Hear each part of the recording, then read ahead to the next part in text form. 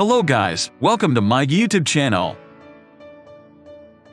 We have to center taskbar icons. For this you have to create a new folder anywhere you want. So, I am creating folder in my C drive named Center Taskbar.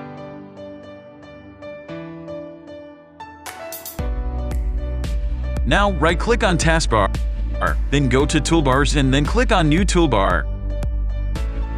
Now, select the folder which we have created.